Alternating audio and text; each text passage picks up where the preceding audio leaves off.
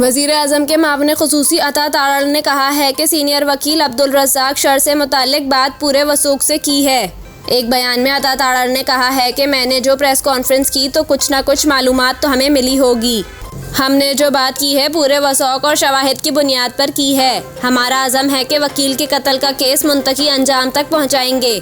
उन्होंने कहा कि आला अदलिया की सहूलतकारी और चंद मखसूस जजेस की सहूलतकारी से वो राह फरार इख्तियार करना चाहते हैं। कोई गिरफ्तार या तहकीकात करने जाए तो पेट्रोल बम मार देते हैं। मज़ाकरात का एक वक्त था, हमने हर तरह से ताउन किया, लेकिन उन्होंने यादगार शोहदा को आग लगाई। किसी दहशतगर्द से मज़ाकरात नहीं होंगे। जो काम तहरीक इंसाफ ने किया है मैं नहीं समझता माफ़ी मिलनी चाहिए। वाज़ेह रहे कि वज़ीर आज़म के मुआविन ख़ुसूसी अताउल्लाह तारड़ ने इमरान खान के खिलाफ संगीन गद्दारी के केस में पिटीशंस और सीनियर वकील अब्दुल रज़्ज़ाक शर के कत्ल का इल्ज़ाम चेयरमैन PTI पर लगाया है। अता तारड़ ने कहा था कि अब्दुल रज़्ज़ाक की टारगेट किलिंग के जिम्मेदार चेयरमैन PTI हैं। PTI एक दहशतगर्द जमात बन गई है। अब चेयरमैन PTI के खिलाफ मुकदमा किया जाएगा। गुज़िश्ता रोज़ चेयरमैन PTI इमरान खान के खिलाफ संगीन गद्दारी के केस में पिटीशंस और सीनियर वकील एडवोकेट अब्दुल रज़्ज़ाक नामालूम अफराद की फायरिंग से जाँ बहक हो गए थे।